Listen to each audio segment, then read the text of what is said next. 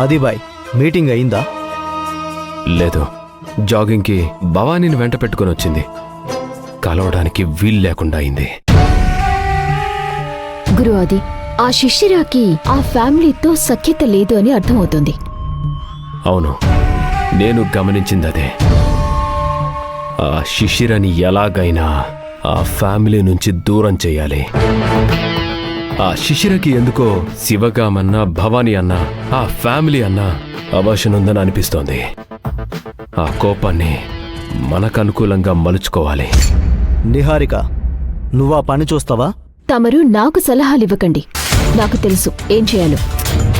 నిహారిక, నువ్వుండు. తన పని తను చూసుకుంటే బెటర్. ఆదిబాయ్, ఇప్పుడు ఏమన్నానని? అందరం కలిసి చేయాల్సిన పనే కదా అది. నేను అన్న దాంట్లో తప్పేముంది? మీలో మీరిలా గొడవలు పడకండి. మనం పని చేయడానికి ఇబ్బంది అవుతుంది. నిహారిక, ఆ లవ్లీ చెప్పింది కరెక్టే. ఆ అమ్మాయిని మరింత తెలుసుకుంటే తప్ప మనం ఏమీ చేయలేం. సరే, నేను ఫాలో అవుతాను.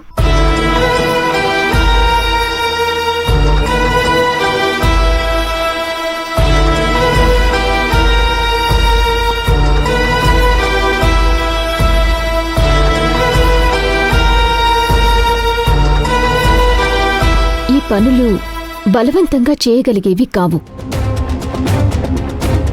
ఆ అమ్మాయిని నమ్మకంగా దగ్గరయ్యేలా చేసుకోవాలి. అప్పటి వరకు ఓపిగ్గా ఉండాలి. అవును నిహారిక, ఆ అమ్మాయిని ఫస్ట్ టైం చూసినప్పుడు చాలా మామూలుగా చూశాను. కానీ ఈరోజు చూసినప్పుడు